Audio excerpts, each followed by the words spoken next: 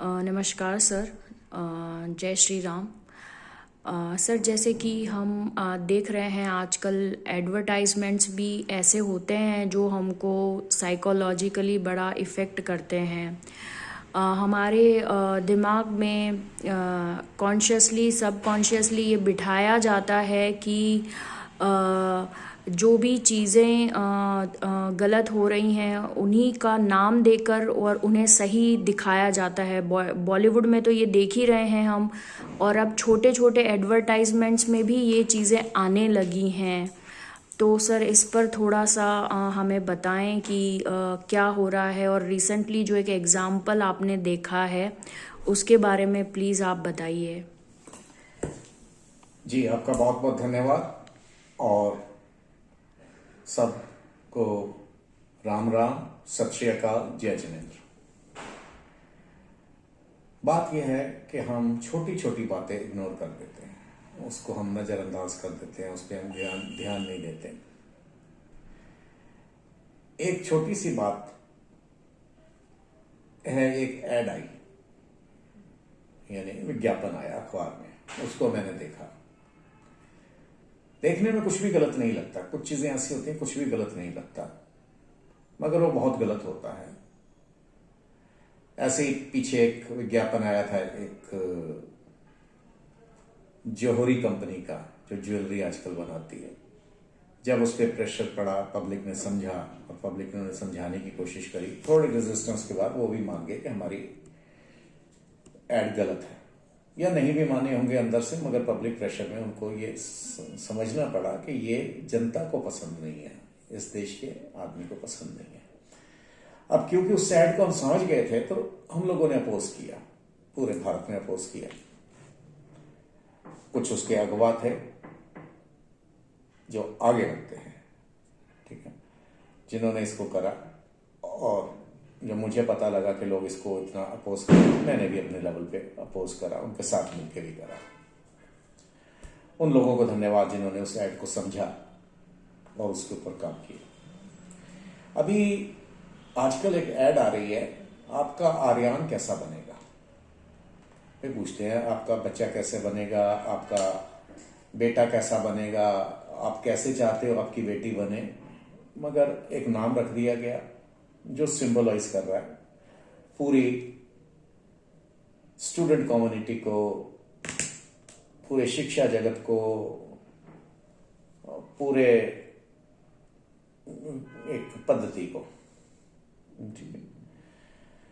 विद्यार्थी को बनाया हुआ एक विद्यार्थी सा जो स्कूल को जा रहा है। अब ये आर्यन कौन है, आपका आर्यन कैसा बनेगा, यानी वो कौन रोल मॉडल है आर्यन। वो कोई बहुत बड़ा वैज्ञानिक साइंटिस्ट है, कोई बहुत बड़ा स्पोर्ट्स पर्सन है, कौन है ये आर्यन जो एकदम विचार कौनता है, जिसे फ्लैश थॉट कहते हैं, एकदम बाद में आफ्टर थॉट्स कहीं आते हैं। वो इस नाम से मस्तिष्क को, मन मस्तिष्क को एक ऐसे आदमी से जोड़ता है जो ड्रग्स में फंसा हुआ, जिसके ऊपर बड़े सारे आरोप हैं, और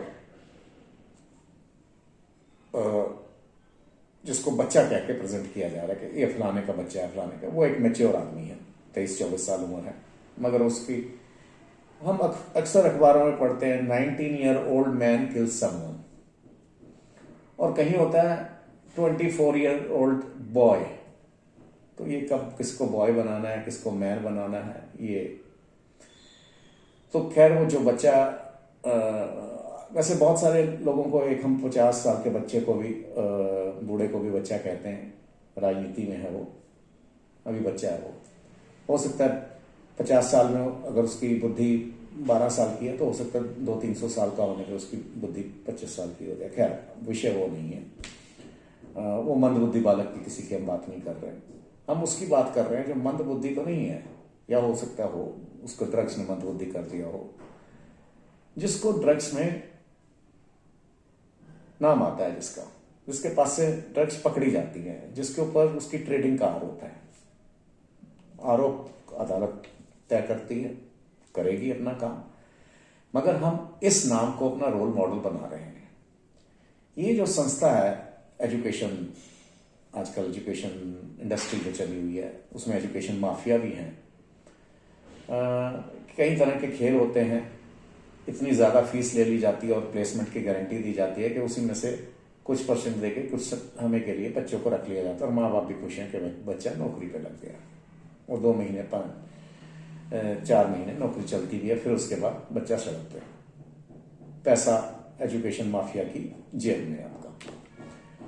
तो खैर ये स्थिति, अब इसमें इस नाम को लेना जिसके एकदम विचार कौनता है एक ड्रग्स वाले का, ड्रग एडिक्ट का या ड्रग्स की धंधा करने वाले का, नशेड़ी का, उसको सामने लाने का मतलब क्या है कि क्या बच्चों को आप क्या देना चाहते हैं? उसको रोल मॉडल बनाना चाहते हैं एक नशेड़ी को, आप बच्चे का?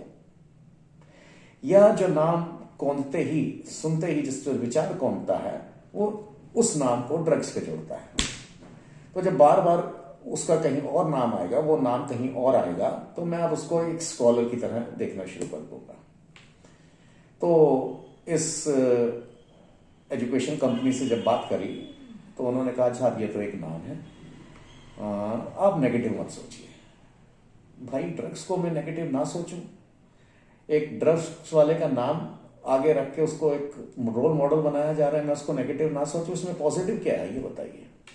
हो सकता है ये इस इंस्टीट्यूशन की इग्नोरेंस हो और हो सकता है इसकी ये प्लानिंग हो, मतलब इसमें षड्यंत्र भी हो सकता है और अज्ञानता भी हो सकती है। दोनों स्थिति में अगर इस इंस्टीट्यूशन को पता ही नहीं कि ये नाम कैसे जुड़ा हुआ है, तो जो खुद इतना अज्ञानता में है, अंधकार में है, वो बच्चों को क्या रास्ता दिखाएगा? जो खुद भटके हुए हैं वो रास्ता दिखाएंगे।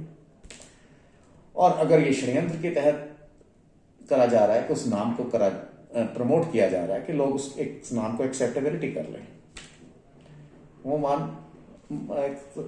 जनता में, समाज में वो एक माननीय और सम्माननीय नाम हो जाए, जिससे कहीं ना कहीं साइकोवार में उस नाम का पाप धोने में आसानी मिल सकती है, वो काम आसान होता है। ये भी एक हिस्सा हो सकता है, कुछ भी हो सकता है, हम कुछ नहीं कह सकते। पर उनसे जब बात करी तो मैंने जैसे बताया, तो अब ऐसे इंस्टीट्यूशंस पे हम कैसे भरोसा करें? अपने बच्चे को कैसे भेजें?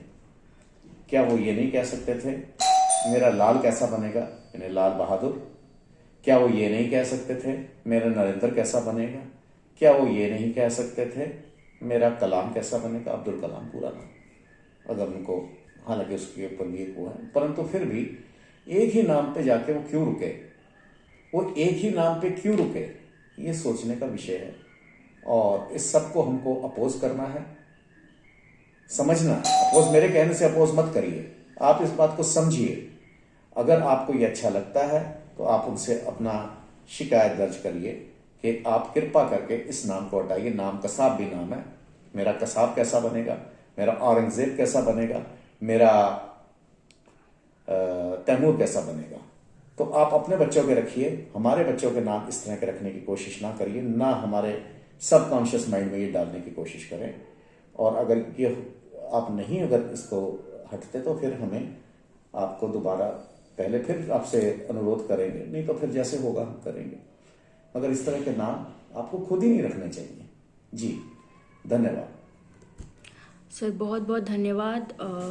इस चीज़ पर आपने प्रकाश डाला, क्योंकि जाने अनजाने हम उसको सिर्फ एक एडवर्टाइजमेंट समझ के छोड़ देते हैं, जो कि हम बॉलीवुड में भी बहुत बार देखते आए हैं, किस तरह के गाने बना करते थे। और आज उस चीज़ का असर हम अपने संस्कृति पर और अपने सोसाइटी में और बच्चों पर और यंग जनरेशन पर देख रहे हैं। तो सर, ये जागृति फैलाने के लिए आपका बहुत बहुत धन्यवाद। जी।